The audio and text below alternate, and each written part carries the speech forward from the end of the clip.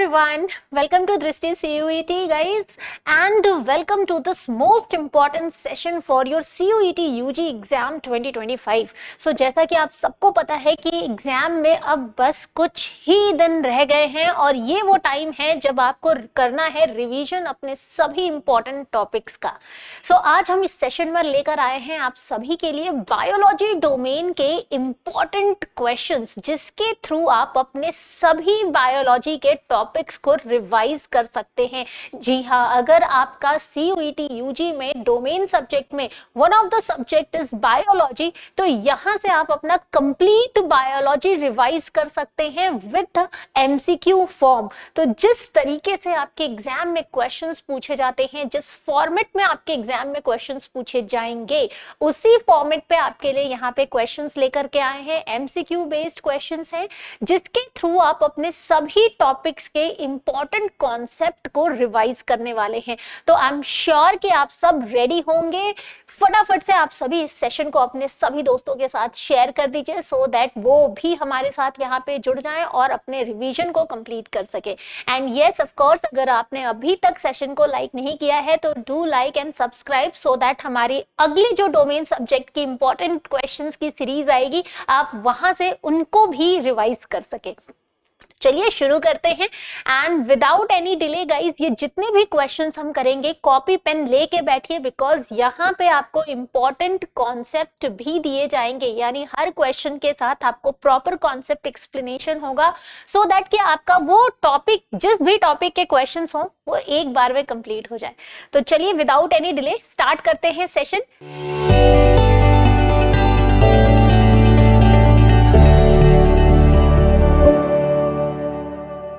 And here you go with the very first question, right? अभी देखो आपके exam में जो क्वेश्चंस आते हैं वो क्रोनोलॉजिकल बेस्ड आते हैं, मैच द कॉलम फॉलोइंग में आ जाते हैं, देन आपके कॉम्प्रिहेंशन बेस्ड क्वेश्चंस आते हैं, फिल इन द ब्लैंक्स, वैसे ही सारे फॉर्मेट में आपको यहाँ पे क्वेश्चंस मिल रहे हैं। ठीक है, तो पहला क्वेश्चन आप सभी के लिए है, arrange the following steps of DNA replication in the correct sequences. So यहाँ पे जो क्वेश्चंस है ये आपका मॉलिक्यूलर बायोलॉजी यानी मॉलिक्यूलर इनहेरिटेंस से क्वेश्चंस आया है।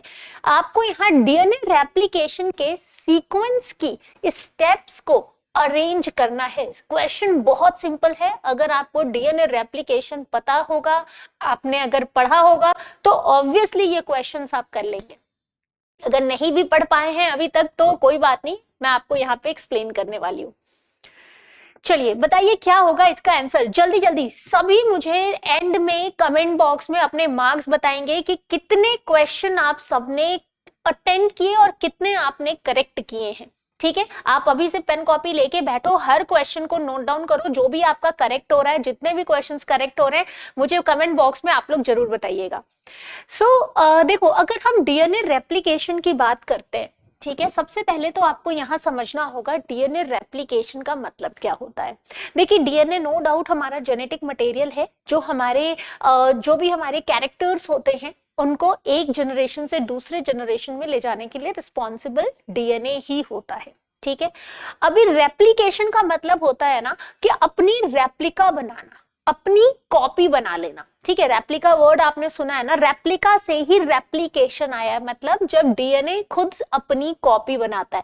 अच्छा, DNA को अपनी कॉपी बनाने की जरूरत क्यों पड़ जाती है? DNA को अपनी कॉपी बनाने की जरूरत इसलिए पड़ती है क्योंकि जो भी हमारे सेल्स होते हैं ना, सपोज करिए ये हमारा सेल है, ठीक है, इसके अंदर इसका खुद का DNA है। ठीक है, लेकिन हर सेल डिवाइड करती है। ठीक है, जब हमारी सेल डिवाइड करती है तभी तो ग्रोथ होता है ना। तो जब सेल डिवाइड करती है तो during the cell division only ये जो हमारा DNA है ये रेप्लिकेट होकर के अपनी सेम टू सेम कॉपी बना देता है सो दैट कि अब जब ये सेल हमारी डिवाइड हो और दो सेल बनाए तो दोनों सेल में सेम DNA की कॉपी जाए, इसलिए DNA हमारे रेप्लिकेट करते हैं। अगर DNA रेप्लिकेट ना करे तो फिर तो भाई वेरिएशन ही वेरिएशन आने लग जाएंगे, है ना। तो यहाँ पे DNA रेप्लिकेट करने का ये रीजन है। ठीक है, अब DNA रेप्लिकेशन का जो स्टेप है वो किस तरह से होता है, किस प्रकार होता है, उसको एक एक करके हम लोग देखते हैं। सबसे पहले DNA रेप्लिकेशन में ठीक है। यहाँ पे जो आपका पहला स्टेप होता है, जैसे सपोज करिए ये हमारा पेरेंटल डीएनए है, ये एक पूरी डीएनए की स्ट्रैंड है जो कि डबल हेलिकल मॉडल होता है, ठीक है। डबल हेलिक्स, दो स्ट्रैंड है, हेलिक्स के फॉर्म में जुड़े होते हैं, राइट। अभी जो हमारी डीएनए है, लाइक ये हमारा पेरेंटल डीएनए है, सबसे पहला स्टेप क्या होता है, डीएनए की अनवाइंडिंग, यानी ये जो हमारी डबल स्ट्रैंड है, ठीक है, इस डबल स्ट्रैंड को पहले ओपन होना पड़ेगा, ठीक है। डबल स्ट्रैंड को क्या होना होगा, पहले खुलना पड़ेगा। तो अब इसको खुलने के लिए, ओपन होने के लिए जो एंजाइम यूज होती है उसका नाम है हेलिकेज एंजाइम। तो आपको यहाँ पे ये नाम नोट करते हुए चलना है। हेलिकेज एंजाइम का काम क्या होता है, कटिंग का काम होता है। अगर डीएनए के दो धागे आपस में जुड़े हैं तो इन दो धागों को कट करता है आपका एंजाइम हेलिकेज, ठीक है, इसको नाम याद रखिएगा। तो हेलिकेज आया, हेलिकेज ने, जैसे मान लो ये डीएनए की स्ट्रैंड है, हेलिकेज यहां से चलता हुआ आ रहा है, चलता हुआ आ रहा है, और इसने क्या किया, डीएनए को कट करना शुरू कर दिया। ओके, डीएनए को कट क्यों करेगा, मतलब क्या ऐसा है डीएनए में जो वो कट करेगा। तो देखो डीएनए है, अगर दो स्ट्रैंड डीएनए, दोनों किससे बाउंड होते हैं, हाइड्रोजन बॉन्ड से बंधे होते हैं, ठीक। तो ये जो हेलिकेज एंजाइम है ना, ये उनके बीच के हाइड्रोजन बॉन्ड को कट करता है। तो जैसे ही उनके बीच के हाइड्रोजन बॉन्ड को कट करता जाता है, अब ऊपर वाले स्ट्रैंड के बेस अलग हो गए, नीचे वाले स्ट्रैंड के बेस अलग हो गए, ठीक है। यहां तक क्लियर हुआ, राइट। अब सेकेंड स्टेप क्या हुआ, पहला एंजाइम आया हेलिकेज और उसने तो ये काम कर लिया। उसके बाद आते हैं एसएसबी प्रोटीन, ठीक है, इन शॉर्ट में हम इन्हें ना एसएसबी प्रोटीन कहते हैं। ये एसएसबी प्रोटीन का क्या काम है, फुल फॉर्म होता है सिंगल स्ट्रैंड बाइंडिंग प्रोटीन। अब देखो हमारे जो डीएनए की स्ट्रैंड है उस पे हमारे बेस पेयर्स होते हैं, कॉम्प्लीमेंट्री बेस पेयर्स होते हैं। जैसे अगर एक स्ट्रैंड पे सपोज यहाँ पे एडेनिन है तो इसके ठीक नीचे क्या होगा, थाइमीन होगा। और हमें पता है एडेनिन और थाइमीन में बहुत गहरा रिश्ता है। एडेनिन तुरंत जहां भी थाइमीन को देखेगा फटाक से उससे जाके पेयर बना लेगा, और कितने हाइड्रोजन बॉन्ड से, 2 हाइड्रोजन बॉन्ड के साथ पेयर बनाएगा। उसी तरह गुआनिन साइटोसिन से फटाक से पेयर बनाएंगे, कितने बॉन्ड से बनाएंगे, 3 हाइड्रोजन बॉन्ड से बनाएंगे। यानी adenine 2 hydrogen bond, guanine 3 hydrogen bond से साइटोसिन के साथ पेयर बनाते हैं। अब हेलिकेज आया और इनको कट करके बढ़ता जा रहा है। जैसे जैसे हेलिकेज आगे बढ़ता गया ना, पीछे से क्या हुआ, अब एडेनिन और थाइमिन फिर से आके जुड़ जाएंगे, क्योंकि इनको तो भाई एक दूसरे का साथ पसंद है, ये तो तुरंत फिर से आ जाएंगे।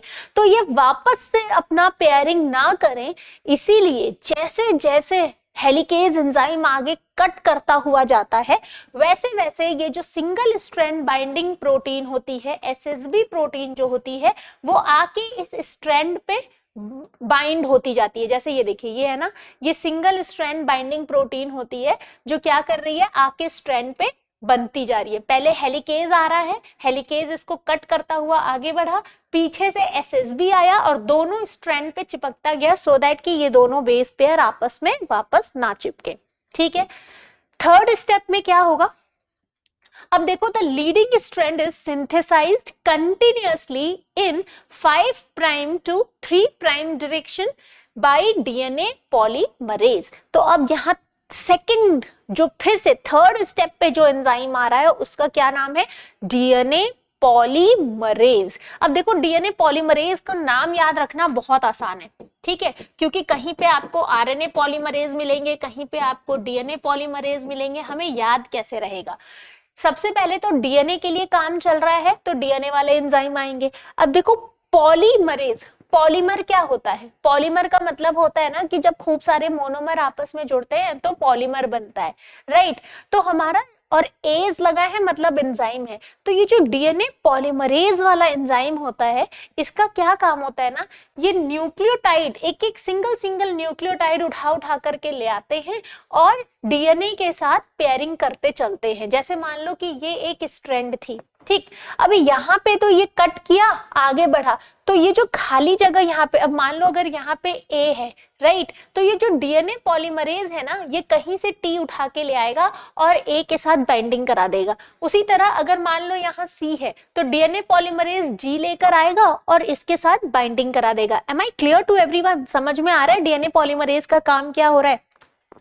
तो डीएनए पॉलीमरेज जो है पॉलीमर है, ठीक है, ये पॉलीमर बनाते हैं, मोनोमर जोड़ जोड़ करके पॉलीमर यानी पूरी एक डीएनए की स्ट्रैंड बना देते हैं। तो थर्ड स्टेप पे हमारे डीएनए पॉलीमरेज आएंगे और आने के बाद वो क्या करेंगे, इस स्ट्रैंड पे न्यूक्लियोटाइड ऐड करना शुरू कर देंगे। कौन सी स्ट्रैंड पे, 5 प्राइम टू 3 प्राइम। देखो ये वाली जो स्ट्रैंड ऊपर वाली है ये 5 प्राइम से 3 प्राइम की डायरेक्शन में है, नीचे वाली 3 प्राइम से 5। तो हमारी डीएनए पॉलीमरेज लीडिंग स्ट्रैंड इसको कहा जा रहा है, 5 से 3 प्राइम वाली स्ट्रैंड को लीडिंग कहा जा रहा है। क्यों? क्योंकि यहाँ पे कंटिन्यूअसली देखो बिना टूटे, ये जो blue colour light blue colour की है ना, बिना टूटे यहाँ पे डीएनए की स्ट्रैंड बनती जा रही है, ठीक है। फोर्थ स्टेप में क्या हो रहा है, lagging strand synthesized discontinuously, primase synthesizes a short RNA primer which is extended by DNA polymerase to form Okazaki fragment। अब क्या होगा, हमारी ये जो Okazaki fragment जो ये वाली स्ट्रैंड है ना, एक तो हो गई लीडिंग स्ट्रैंड, दूसरी होती है लैगिंग स्ट्रैंड। लैगिंग स्ट्रैंड पे क्या होगा कि हमारे पहले प्राइमर आएंगे, आरएनए प्राइमेज। प्राइमेज एक एंजाइम है जो आरएनए प्राइमर लेकर आएगा। आरएनए प्राइमर क्या होता है, आरएनए की न्यूक्लियोटाइड ही होते हैं, ठीक है। तो आरएनए प्राइमर आया और आ करके जुड़ गया, उसी आरएनए प्राइमर से अब डीएनए पॉलीमरेज आएंगे और स्ट्रेच में टुकड़ों में न्यूक्लियोटाइड जोड़ना शुरू कर देंगे, ठीक है। तो यहाँ पे देखो स्ट्रेच में जुड़ रहा है, यहां तक जुड़ा फिर खाली है, फिर यहां तक जुड़ा फिर खाली हो गया, फिर यहां तक जुड़ा। तो ये इस डायरेक्शन में आपको स्ट्रेच में डिसकंटिन्यूअस सिंथेसिस देखने को मिलता है और इस फ्रेगमेंट में हो रहा है। ओकाजाकी साइंटिस्ट ने सबसे पहले ऑब्जर्व किया था, इसीलिए इसे ओकाजाकी फ्रेगमेंट कहा जा रहा है, ठीक है। आ रही है बात क्लियर समझ में सभी को? ओके, अभी ये वाला स्ट्रैंड भी बन गया, ठीक है। फिफ्थ में क्या होगा, अब आरएनए प्राइमर को रिप्लेस कर दिया जाएगा बाय डीएनए, ठीक है। फिर DNA ligase joins the Okazaki fragment. अब यहाँ पे एक और एंजाइम आए डीएनए लाइगेज। तो अब ये लाइगेज क्या करेंगे, ये डीएनए लाइगेज जो है ना ये आएगा और ये जो बीच में इनकी जगह है ना, यहाँ पे आकर के इन दोनों को ज्वाइन करना शुरू कर देगा, ठीक। और इस तरह से हमें क्या मिलता गया, हमें हमारे डीएनए का रेप्लिका मिल जाएगा। फिर पूरा डीएनए हमारा इसी तरह से रेप्लिकेट हो जाएगा, ठीक है। स्टेप समझ में आ गया डीएनए रेप्लिकेशन का, इजी था। अब देखो यहाँ पे आपको क्वेश्चन में क्या दिया है, arrange the following step of DNA replication in the correct sequence, ठीक है। सबसे पहले क्या होगा, formation of replication fork, binding of DNA polymerase, unwinding of DNA, double helix, synthesis of new strand. तो ऑब्वियसली यहाँ पे सबसे पहले तो अनवाइंडिंग होनी है, ठीक है। पहले डबल हेलिक्स खुलेगा, जैसे ही वो खुला रेप्लिकेशन फोक बना। फोक पता है ना, जो कांटे वाला चम्मच होता है। तो मान लो एक स्पून है जो पूरा ऐसे है, अभी इसको खोल दिया जाए तो ये ऐसे बन गया, फोक जैसा बन जाता है। तो यहाँ पे पहले अनवाइंडिंग होगी, फिर रेप्लिकेशन फोक बनेगा, उसके बाद डीएनए पॉलीमरेज आएंगे, right, and then synthesis of new strand. तो करेक्ट आंसर शुड बी 1। जिसका भी करेक्ट हुआ है फटाफट से अपने पास नोट कर लो, एंड में मुझे सारे करेक्ट आंसर बताते चलिएगा, ठीक है। ओके, बढ़ते हैं नेक्स्ट क्वेश्चन पर। विच of the following hormone is responsible for ovulation. आपको यहाँ बताना है कि ओव्यूलेशन के लिए कौन सी हार्मोन यहाँ पे रिस्पॉन्सिबल है। ओव्यूलेशन का क्या मतलब होता है, ये क्वेश्चन आपके ह्यूमन रिप्रोडक्शन से है। देखो जितने भी टॉपिक के क्वेश्चन हम यहाँ कर रहे हैं उन टॉपिक्स को आप जरूर रिवाइज करके जाइएगा, बिकॉज पिछले जितनी भी आपके एग्जाम्स हुए हैं सीयूईटी यूजी में, इन सभी टॉपिक से बैक टू बैक क्वेश्चंस पूछे गए। इजी है। हार्मोन्स, देखो ये 4 हार्मोन्स तो आपको रट जाना है, हर एग्जाम में आपसे ये 4 हार्मोन पूछेंगे ही पूछेंगे। FSH, LH, oestrogen and progesterone. आपको बताना है इन चारों में से कौन सा वो हार्मोन है जो ओव्यूलेशन के लिए रिस्पॉन्सिबल है। ओव्यूलेशन का मतलब क्या होता है, एग रिलीज। जब ओवरी से एग बाहर निकल के आती है ना, तो उस प्रोसेस को ओव्यूलेशन कहते हैं, ठीक है। तो यहाँ वैसे तो आपका करेक्ट आंसर क्या हो जाएगा, LH ल्यूटिनाइजिंग हार्मोन। तो LH सर्ज 14वें दिन ना, 13 से 14 दिन के जो 13 और 14 डेज होता है मेंस्ट्रुअल साइकिल के पीरियड में, उसमें 14 डे पे ना LH जो है बहुत हाई राइज करता है। जब आप ग्राफ देखोगे तो बहुत तेजी से LH बढ़ता है ओव्यूलेशन के टाइम पे, और जब LH बहुत ज्यादा लेवल बढ़ जाता है LH का, तब ओवरी से ओव्यूल निकलता है, और इसी को कहा जाता है LH सर्ज। तो कभी कभी क्वेश्चन आपको LH सर्ज से भी पूछ लिया जाएगा, तो कंफ्यूज मत होना। LH सर्ज का मतलब है कि LH का सीक्रेशन बहुत ज्यादा हो रहा है, ठीक है। चलिए, इसके अलावा बाकी सभी हार्मोन्स का फुल फॉर्म और उनके जो फंक्शंस हैं वो भी आपको याद होना चाहिए, क्योंकि अगर LH के लिए पूछा है तो ऑब्वियसली किसी एग्जाम में आपको FSH, ईस्ट्रोजन या प्रोजेस्टेरोन के लिए भी पूछेंगे। तो यहाँ पे देखो, FSH के लिए अगर हम देखें तो फॉलिकल स्टिमुलेटिंग हार्मोन, ठीक है। FSH क्या है full form? Follicle stimulating hormone. अब नाम से ही समझ में आ रहा है फॉलिकल है, तो फॉलिकल्स हमें कहाँ मिलते हैं? Primary follicle, secondary follicle, tertiary follicle, ये सब ओवरी के अंदर थे, ठीक है। हमारी जो oocytes थी, जैसे ये हमारी ओवरी है, तो इसके अंदर हमारी जो प्राइमरी oocytes थी, ठीक है। पहले प्राइमरी क्या बनी? फॉलिकल से जुड़ी, फिर उसके बाद सेकेंडरी फॉलिकल्स आकर के, खूब सारे फॉलिकल्स आकर के इनको घेर लिए, तो ये सेकेंडरी फॉलिकल बन गई। फिर उससे भी ज्यादा फॉलिकल्स आकर के इनको सराउंड कर लिए, तो अब ये क्या हो गई? टर्शियरी फॉलिकल हो गई। अब बीच में आपको यहाँ पे एक खाली जगह एंट्रम भी मिल गया। तो ये जो फॉलिकल्स होती हैं, ठीक है, फॉलिकल स्टिमुलेटिंग हार्मोन का काम है stimulate the growth of ovarian follicle in female. तो जो ओवरी के अंदर फॉलिकल्स बन रहे हैं ना, प्राइमरी, सेकेंडरी, टर्शियरी, इनका फॉर्मेशन, इनकी ग्रोथ का स्टिमुलेशन करता है FSH। मेल में भी इसका काम है, ऐसा नहीं है कि सिर्फ फीमेल में काम करता है। ये हार्मोन मेल की बॉडी में स्पर्मेटोजेनेसिस स्टिमुलेट करता है। स्पर्मेटोजेनेसिस का मतलब क्या होता है? फॉर्मेशन ऑफ स्पर्म, ठीक है। स्पर्मेटोगोनिया से स्पर्म का जो फॉर्मेशन होता है उसी को हम स्पर्मेटोजेनेसिस कहते हैं। तो मेल्स के अंदर ये क्या करता है? स्पर्मेटोजेनेसिस इंड्यूस करता है। LH ल्यूटिनाइजिंग हार्मोन है, इनका भी काम मेल और फीमेल दोनों में होगा। फीमेल में ये क्या करेंगे? ओव्यूलेशन ट्रिगर करेंगे, मतलब जैसे ही इनका लेवल खूब ज्यादा बढ़ता है तुरंत एग बाहर निकलता है। दूसरा, stimulate the formation of corpus luteum. अब कॉर्पस ल्यूटियम क्या है कि देखो, जब हमारे ये टर्शियरी फॉलिकल ना बाद में ग्राफियन फॉलिकल में कन्वर्ट होते हैं, और यही ग्राफियन फॉलिकल जब रप्चर करती है तो एग बाहर निकलता है, ठीक है। अब क्या हुआ कि मान लो यहाँ पे हमारी ग्राफियन फॉलिकल है, और वो जब रप्चर कर दी, ठीक है, हमारी एग बाहर निकल गई, तब उसके बाद ना कॉर्पस ल्यूटियम का फॉर्मेशन होता है।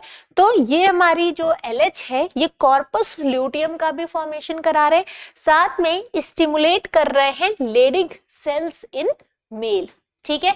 और मेल में लेडिग सेल्स को स्टिमुलेट कर रहे हैं। मेल के टेस्टिस के अंदर जो सेमिनिफेरस ट्यूब्यूल होता है, उसमें आपने लेडिग सेल्स, सर्टोली सेल्स पढ़े होंगे, राइट। तो ये जो लेडिग सेल्स हैं, ठीक है, इनको स्टिमुलेट करते हैं ल्यूटिनाइजिंग हार्मोन, राइट। तो ये सारे फंक्शंस याद कर लीजिएगा। ईस्ट्रोजन फीमेल्स में ओवरी से रिलीज होती है। ईस्ट्रोजन का काम है सेकेंडरी सेक्सुअल कैरेक्टर डेवलप कराना और मेंस्ट्रुअल साइकिल के पॉलीफरेटिव फेज को रेगुलेट करना। वहीं प्रोजेस्टेरॉन का काम होता है एंडोमेट्रियम को मेंटेन करना, मतलब यूट्रस के अंदर जो लाइनिंग होती है, यूट्रस की वॉल होती है, उस वॉल को मेंटेन करता है आपका ये प्रोजेस्टेरॉन। प्रेगनेंसी को सपोर्ट करता है और यूटेराइन कॉन्ट्रैक्शन को रोकता है, ठीक है। ये सारे काम हमारे प्रोजेस्टेरॉन के। ये बहुत इंपॉर्टेंट चार्ट है, आप इसको नोट डाउन कर लेना फटाफट, ठीक है। चलो बढ़ते हैं नेक्स्ट क्वेश्चन पर। Dash is the technique used to amplify a specific segment of DNA। आपको यहाँ पे बताना है कि कौन सी वो टेक्निक है जो DNA के सेगमेंट को एम्प्लीफाई करने के लिए यूज होगी। अब यहाँ पे अगर आपको एम्प्लीफाई का मतलब पता होगा तो आप ये क्वेश्चंस कर लेंगे, ठीक है। क्या मतलब है एम्प्लीफिकेशन का? एम्प्लीफिकेशन का मतलब होता है नंबर बढ़ाना, राइट। अब कौन सी वो टेक्निक है जो DNA के किसी पर्टिकुलर सेगमेंट के नंबर को बढ़ाएगी, एम्प्लीफाई करेगी? एलाइजा, पीसीआर, वेस्टर्न ब्लॉट या फिर electrophoresis? I am sure answer आपको मिल गया होगा, right? So here the correct answer is your, of course, PCR, polymerase chain reaction. देखो ELISA आपकी एंजाइम लिंक्ड सॉर्बेंट एसे, ये क्या करता है, ये डिटेक्ट करता है आपके एंटीजन को, राइट? यूजुअली एड्स, HIV को डिटेक्ट करने के लिए ELISA यूज किया जाता है। PCR है पॉलीमरेज चेन रिएक्शन, जो डीएनए के नंबर को इंक्रीज यानी एम्पलीफाई करने के लिए यूज किया जाता है। अभी पीसीआर जो है ना, इसके स्टेप्स, पीसीआर की जो टेक्निक है वो अच्छे से आप पढ़ के जाइएगा, एग्जाम में आपको ये क्वेश्चन यहाँ से आएंगे ही आएंगे, जरूर आएंगे, राइट? इसको एक एक करके देख लेते हैं। सबसे पहले एलाइजा के बारे में, full form enzyme linked immunosorbent assay, ठीक है? उसके बाद डेफिनेशन अगर हम यहाँ पे देखें तो हमारी एलाइजा जो टेक्निक होती है, ये एक तरीके का बायोकेमिकल टेस्ट होता है। इसको बायोकेमिकल टेस्ट क्यों कहा जाता है? क्योंकि ये केमिकल्स के मदद से ये एंटीजन्स को आइडेंटिफाई करते हैं, ठीक है? इसलिए इनको बायोकेमिकल मेथड कहा जाता है। That uses antibodies and colour change to detect a substance. तो इस टेस्ट में एंटीबॉडी की मदद से और एक कलर सबस्ट्रेट की मदद से किसी एंटीजन को आइडेंटिफाई किया जाता है, ठीक है? यूजुअली इनका काम है टू डिटेक्ट एंटीजन और एंटीबॉडीज इन अ सैंपल। दूसरा है PCR, polymerase chain reaction, technique to amplify or making many copies of a DNA of a specific segment of a DNA। जैसे DNA की कोई सेगमेंट आपको बहुत अच्छी लग रही है, राइट? वहां पे जो जीन मौजूद है आपके लिए बहुत काम के हैं, आपने क्या किया, उसकी खूब सारी कॉपी बना लिया। तो आप कैसे उसकी कॉपी बनाएंगे? इसी पीसीआर टेक्निक से बनाएंगे। यूज फॉर डीएनए रेप्लिकेशन, ठीक है? डायग्नोस्टिक, जीन फिंगरप्रिंटिंग, पैटर्निटी और टेस्टिंग। तो इन पैटर्निटी, टेस्टिंग, इन सभी में आपके पीसीआर के इस्तेमाल, मतलब ऑलमोस्ट जब भी आपको डीएनए के किसी सेगमेंट का नंबर बहुत ज्यादा अमाउंट में चाहिए तो हम वहां पीसीआर ही करते हैं। वेस्टर्न ब्लॉटिंग यूजुअली एक टेक्निक है जिसमें हम स्पेसिफिक प्रोटीन को डिटेक्ट करते हैं, to detect specific protein in a sample using antibodies. जैसे आपने northern blotting, southern blotting, western blotting भी उसी तरह होता है। सभी ब्लॉटिंग्स को याद कर लीजिएगा। जो ये हमारे नॉर्दर्न ब्लॉटिंग होते हैं, नॉर्दर्न ब्लॉटिंग क्या करता है, आरएनए के लिए यूज होता है, ठीक है? वही हमारे जो साउदर्न ब्लॉटिंग होते हैं, साउदर्न ब्लॉटिंग डीएनए के लिए इस्तेमाल किए जाते हैं। तो आपको ये याद रखना है, western blotting protein, northern blotting RNA और साउदर्न ब्लॉटिंग डीएनए। ये तीन लाइन याद रखना, बस सारे क्वेश्चन बन जाएंगे, ठीक है? Western blotting used to confirm the presence of a protein. Next, electrophoresis, right? अभी इलेक्ट्रोफोरेसिस क्या है? It is a method to separate molecule based on size and charges. तो देखो यूजुअली जो इलेक्ट्रोफोरेसिस होता है ना, ये एक कह सकते हैं इलेक्ट्रिसिटी की मदद से, हम इसमें इलेक्ट्रोड, एनोड और कैथोड अलग अलग लगाते हैं, दो रॉड लगाते हैं, जहां पे अब हमारा जो मॉलिक्यूल है वो अपने चार्जेस के अकॉर्डिंग है ना सेपरेट होने लग जाता है, राइट? तो ये एक मेथड है to separate the molecule based on their size and charge. तो मॉलिक्यूल्स जो हैं अपने साइज के बेसिस पे और अपने चार्जेस के बेसिस पे सेपरेट होते हैं। Use in DNA profiling, gene identification and checking purity of protein nucleic acids. So these are the techniques. ये सभी आपके मॉलिक्यूलर बायोलॉजी की टेक्निक्स हैं, इनको याद कर लीजिए। Next question, identify the incorrect statement regarding evolution. Evolution के रिगार्डिंग आपको इनकरेक्ट स्टेटमेंट बताने हैं। अब देखो इवोल्यूशन की अगर हम बात करें, राइट, तो इवोल्यूशन क्या होता है? स्लो चेंजेस, और आप कह सकते हैं स्लो डीएनए में जब चेंज होता है ना, धीरे धीरे जब हमारे डीएनए में बहुत धीरे धीरे चेंज होता है, म्यूटेशन होता है, उसकी वजह से ना वेरिएशन देखने को हमें मिलते हैं, इसी को इवोल्यूशन कहा जाता है। ठीक है, तो आपको बताना है कि इनमें से इनकरेक्ट स्टेटमेंट क्या है। एक तो ना यहाँ पे मैक्सिमम स्टूडेंट क्वेश्चन गलत कर देते हैं, इनकरेक्ट लिखा होता है लेकिन फिर भी एग्जाम के टाइम पे इतना ज्यादा पॉजिटिव होके जाता है कि इनकरेक्ट ना देख के करेक्ट देख के चले आते हैं, है ना, कि करेक्ट कौन सा वो मार्क कर देते हैं। तो क्वेश्चन को सबसे पहले आपको बहुत ध्यान से पढ़ना है, ठीक है, उसके बाद ही आंसर मार्क करना है, बिकॉज आपको फिर दूसरा चांस है ना अगले साल मिलेगा। तो इसीलिए पूरे एक साल वेट ना करना पड़े, आप इसी बार क्वेश्चन थोड़ा सा टाइम लेके पढ़ लीजिएगा। Genetic drift may cause loss of gene from a population. Gene flow refers to the transfer of gene between population.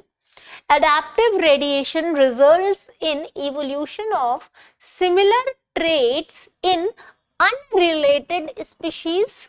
Speciation result from reproductive isolation. अब यहाँ पे आपको इन चारों में गलत स्टेटमेंट बताना है। देखो यहाँ दिख ही क्या होगा अब तक, तो आपको आंसर 3, ठीक है। Adaptive radiation result in evolution of similar traits in unrelated species. एक तो ये रिलेटेड स्पीशीज में दिखते हैं और रिलेटेड स्पीशीज में अलग अलग ट्रेट्स आ जाते हैं, ठीक है। It leads to the diversification, right, not convergence. Convergent evolution causes similar trait in unrelated. तो अडेप्टिव रेडिएशन में आपको ये नहीं देखने को मिलता है, ये आपको कन्वर्जेंट इवोल्यूशन में देखने को मिलता है, ठीक है। थर्ड स्टेटमेंट रॉन्ग है, बाकी सब करेक्ट है। जेनेटिक ड्रिफ्ट के थ्रू हमारे जीन का लॉस होने लगता है पॉपुलेशन में से। Genetic gene flow, transfer of gene, population में ही जीन का ट्रांसफर हो रहा है, और साथ में स्पेसिएशन हो रहा है ड्यू टू रिप्रोडक्टिव आइसोलेशन। तो ये सारे करेक्ट हैं, सिर्फ थर्ड रॉन्ग है। नेक्स्ट है match the following type question है, microbes in human welfare, micro organisms in human welfare. Guys बहुत इंपॉर्टेंट चैप्टर है, छोटू सा चैप्टर है, डायरेक्ट क्वेश्चन आपको वहां से मिलेंगे एग्जाम में, और इसी टाइप के क्वेश्चन मिलेंगे। सिंपल आपको माइक्रो ऑर्गेनिजम्स के नेम दिए जाएंगे और वो किस तरीके से हमें बेनिफिट पहुंचाते हैं आपको उनको लगाना है, राइट। सुन के थोड़ा वियर्ड लग रहा होगा कि माइक्रो ऑर्गेनिजम्स कब से हमें फायदे पहुंचाने लगे, तो यहाँ पे कुछ माइक्रो ऑर्गेनिजम्स हैं जो हमारे लिए काफी बेनिफिशियल है, राइट। जैसे यहाँ पे देखिए सेक्रोमाइसिस सेरिवेसी है, एस्परजिलस नाइजर है, स्ट्रेप्टोकोकस है और मिथेनोबैक्टीरियम है। इनके नाम याद कर लीजिएगा, they all are very very important micro organisms. इनको हम पैथोजन नहीं कहेंगे, याद रखना। पैथोजन वो माइक्रो ऑर्गेनिजम्स होते हैं जो आपको बीमार करते हैं, राइट। जैसे जब आप पानी पूरी खाने जाते हो तो साल्मोनेला टाइफी पानी में बैठे होते हैं और फिर आपको टाइफाइड हो जाती है, तो वो पैथोजन है जो माइक्रो ऑर्गेनिज्म आपको बीमार कर रहे हैं। देखिए सेक्रोमाइसिस सेरिविसी का क्या काम है बताइए, production of ethanol, production of citric acid, curd का प्रोडक्शन करते हैं या बायोगैस का प्रोडक्शन करते हैं।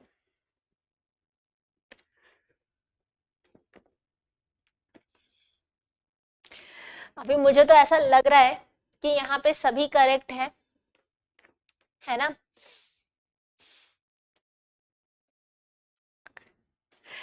देखो यहाँ Saccharomyces cerevisiae production of ethanol, Aspergillus niger production of citric acid, Streptococcus production of curd. यहाँ पे एक आपको लैक्टोबैसिलस भी मिलेंगे, लैक्टोबैसिलस भी आपके कर्ड का प्रोडक्शन कराते हैं मिल्क में से। तो अगर लैक्टोबैसिलस पूछा जाए तो वो भी करेक्ट होगा, कंफ्यूज मत होना, ठीक है। ये सब बैक्टीरिया ही है लैक्टोबैसिलस। फिर मिथेनोबैक्टीरियम बायोगैस का प्रोडक्शन कराते हैं। तो ये सारे माइक्रो ऑर्गेनिजम्स हैं, इनके यूजफुल प्रोडक्ट्स हैं। इसी तरह और भी जितने उस बुक में जितने भी आपके टॉपिक में ऑर्गेनिजम्स हैं उनके प्रोडक्ट्स की लिस्ट रेडी करके रख लीजिए और उनको रिवाइज कीजिए। Next fill in the blanks है, राइट। यहाँ पे पूछा जा रहा है the inner most layer of the human uterus which undergo cyclical changes is called, right आपको बताना है कि जो यूट्रस होती है उसके अंदर की जो सबसे इनर वाली लेयर होती है यूट्रस में, जिसके अंदर साइक्लिक चेंजेस भी होता है, ठीक है, उसका नाम बताना है। बहुत इजी क्वेश्चन है।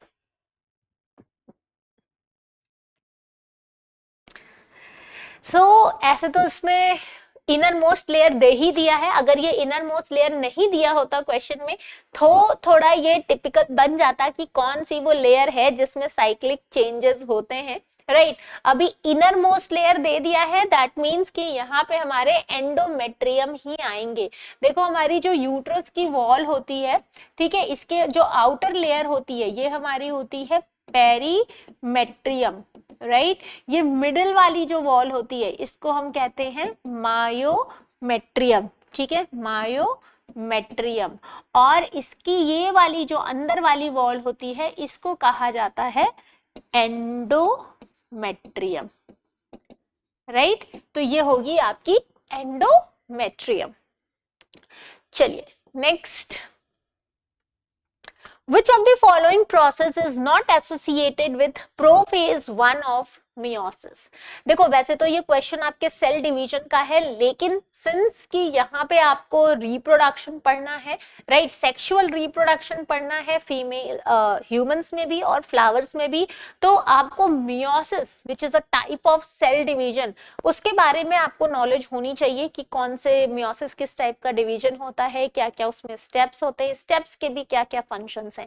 तो ये एक बार आप जरूर रिवाइज करके जाइएगा। इस तरीके के क्वेश्चंस भी आपको दिए जा सकते हैं since we have a reproduction topic, right. तो अभी यहाँ पे देखो प्रोफेज 1 की बात चल रही है कि कौन सा प्रोसेस प्रोफेज 1 में नहीं होता है। देखो प्रोफेज 1 की अगर हम बात करें, जब माइटोसिस होता है तो उसमें तो सिंपल आपको प्रोफेज, मेटाफेज, एनाफेज और टीलोफेज मिल जाता है, राइट। लेकिन मियोसिस हमारी 2 बार में होती है, meiosis first and meiosis second. Meiosis first में आपके अलग अलग स्टेप्स होते हैं, ठीक है, मतलब मियोसिस फर्स्ट में होंगे वही सारे प्रोफेज, मेटाफेज, एनाफेज और टीलोफेज, लेकिन प्रोफेज के 5 स्टेजेस होते हैं, ठीक है। तो उसमें हमारा जो प्रोफेज फर्स्ट है, ठीक है, प्रोफेज फर्स्ट के 5 स्टेजेस होंगे। आपको उन 5 स्टेज में आपके सिनेप्सिस होगी, क्रॉसिंग ओवर होंगी, टर्मिनलाइजेशन होगी, सिर्फ हमारी जो सेंट्रोमियर है इनकी स्प्लिटिंग, ठीक है, सेंट्रोमियर की स्प्लिटिंग हमारे प्रोफेज 1 से एसोसिएटेड नहीं है, तो ये आपको याद रखना है। Which of the following statement about ecosystem productivity is incorrect? आपको बताना है कि इकोसिस्टम की प्रोडक्टिविटी से रिलेटेड कौन से टर्म गलत है। इकोसिस्टम क्या होता है? जब हमारे लिविंग ऑर्गेनिज्म और नॉन लिविंग थिंग्स आपस में इंटरैक्ट करते हैं तो उसी को तो हम इकोसिस्टम कहते हैं, ठीक है। तो अब जैसे मान लो यहाँ पे आपसे कह रहे हैं फिर से इनकरेक्ट बताना है आपको, ठीक है, कंफ्यूज मत होइएगा, आपसे यहाँ इनकरेक्ट पूछा गया है। तो देखो gross primary productivity GPP is the rate of photosynthesis, net primary productivity NPP is GPP minus RP मतलब respiratory loss, secondary productivity refers to energy accumulated by heterotrophs and oceans have highest NPP among all biomes। अब आपको यहाँ पे बताना है correct answer.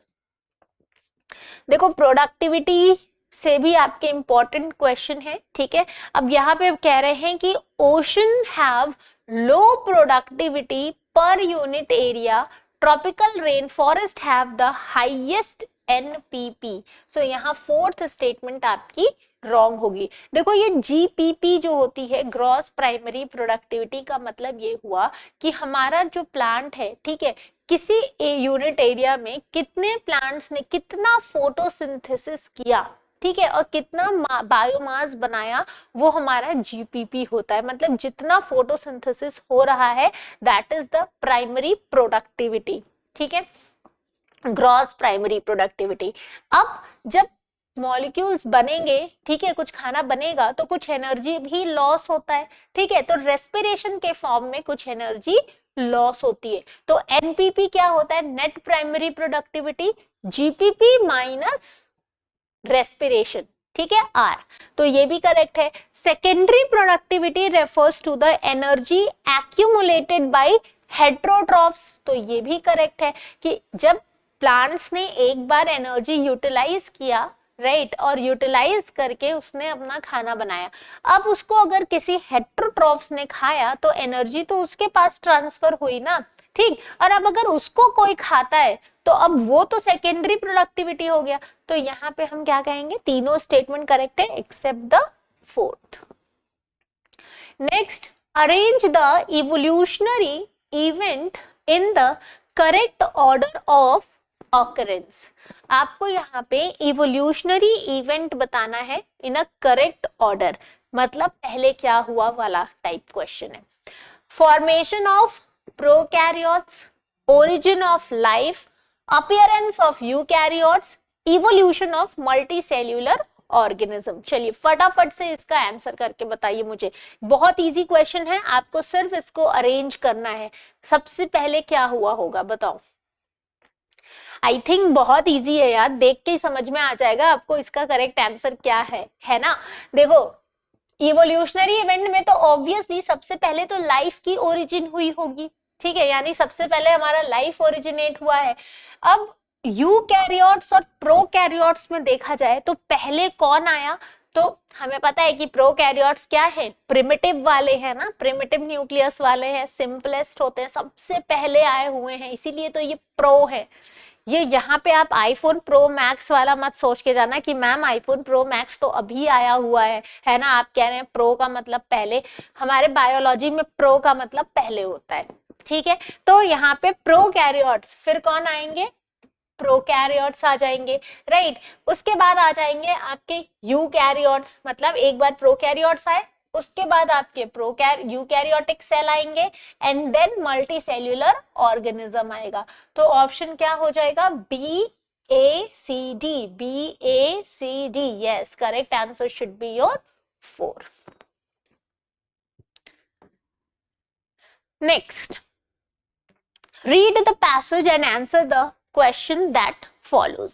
अब ये इस टाइप के क्वेश्चंस भी आपको पूछे जा रहे हैं सीयूईटी यूजी में, तो एक बार ऐसे क्वेश्चंस भी प्रैक्टिस कर लीजिए। आपको पैसेज दिए जाएंगे और उस पैसेज से रिलेटेड आपको एमसीक्यू सॉल्व करने होंगे, ठीक है।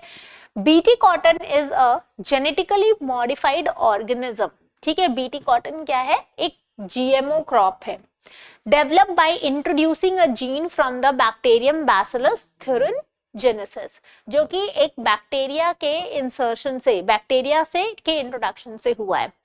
This gene produces a toxin that kills bollworm without harming other insects और द प्लांट इटसेल्फ।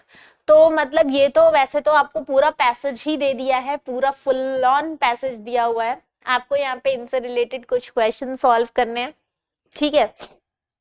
सबसे पहले what does BT gene produce, तो बीटी जीन क्या प्रोड्यूस करता है, हार्मोन, एंटीबायोटिक, प्रोटीन, टॉक्सिन और एंजाइम।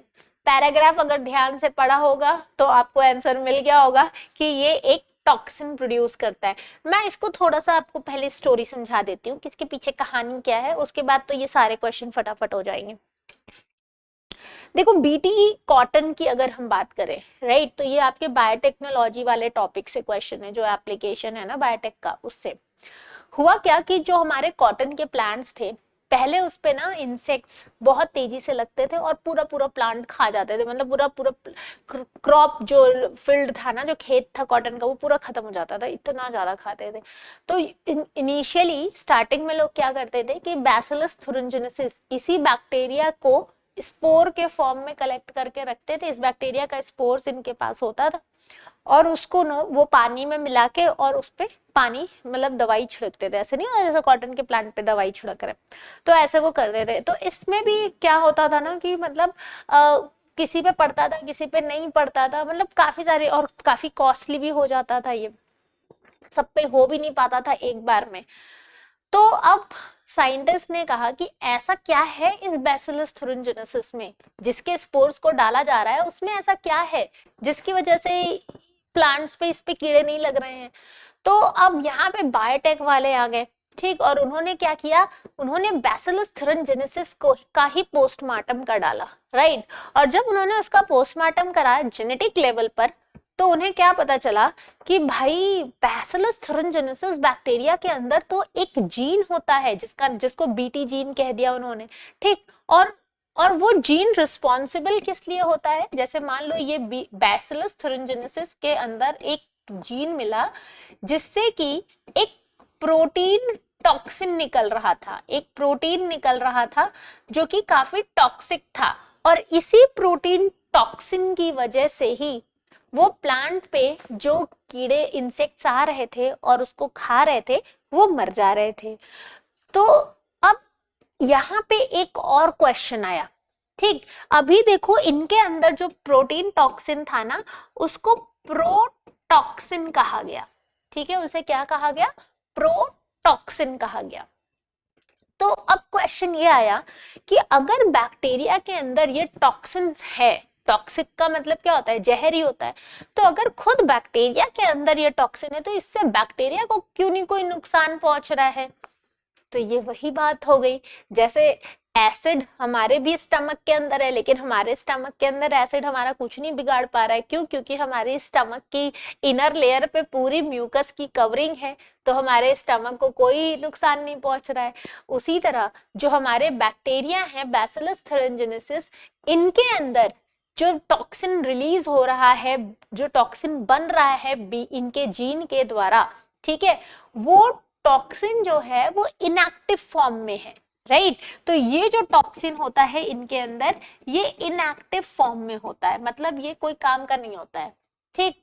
अब मान लो अब साइंटिस्ट ने क्या किया, मतलब बायोटेक्नोलॉजिस्ट ने क्या किया, उन्होंने इसी बीटी जीन को, उस बैसिलस थुरिनजेनेसिस के इसी जीन को निकाला, ठीक है, निकाल के कॉटन प्लांट के जीन में इंसर्ट कर दिया।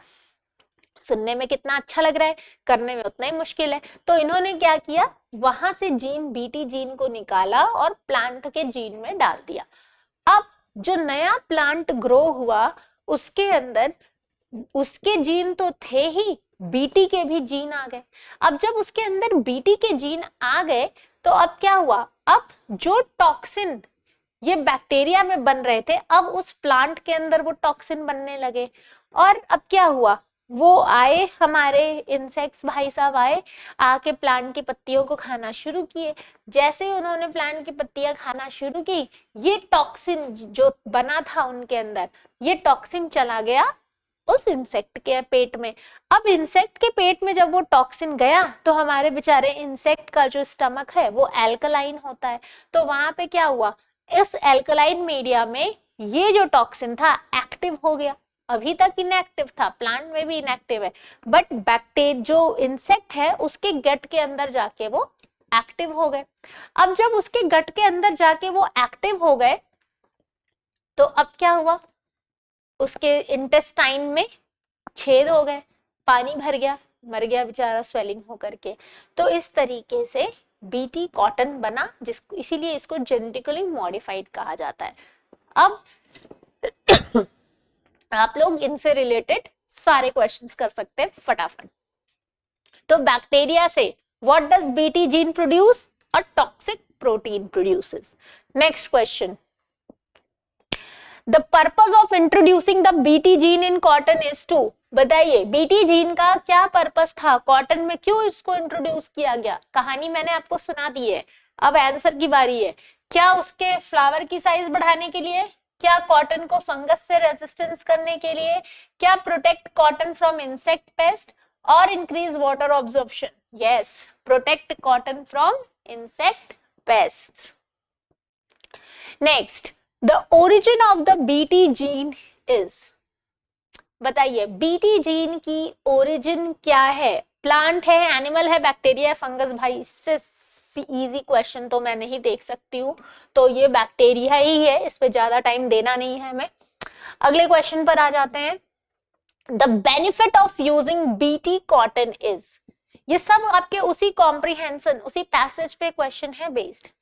The benefit of using BT cotton is more fertilizer requirement, protection from all insect, reduce use of chemical pesticides, increased manual labor। देखो अब ये जो टॉक्सिक था ना, ये ऐसा नहीं है कि अब उस पे कोई भी इंसेक्ट आएगा तो उसके लिए ये काम करेंगे, नो, राइट। तो ये सभी इंसेक्ट्स के लिए प्रोटेक्शन नहीं प्रोवाइड करते, ये सिर्फ केमिकल पेस्टिसाइड्स का इस्तेमाल अब कम किया जाए, इसलिए बीटी क्रॉप्स बनाए गए। Which organism is targeted by BT toxin in? तो यहां पे हमारे बॉल वॉर्म्स को टारगेट किया गया। चलिए नेक्स्ट क्वेश्चन पर आ जाते हैं। मैच द फॉलोइंग, ये आपके वही हार्मोन से रिलेटेड क्वेश्चन है और उनके फंक्शन से। मैच द फॉलोइंग है, जल्दी से कर लो ये। मैंने आपको ऑलरेडी एक क्वेश्चन एलएच के अंदर ही मैंने सारे फंक्शन, सभी के फंक्शन बता दिए थे, तो आपका ये बेनिफिट हो गया है, मतलब एक्सप्लेनेशन आपको पहले ही मिल चुका है। जल्दी से इसको आंसर करिए मार्क।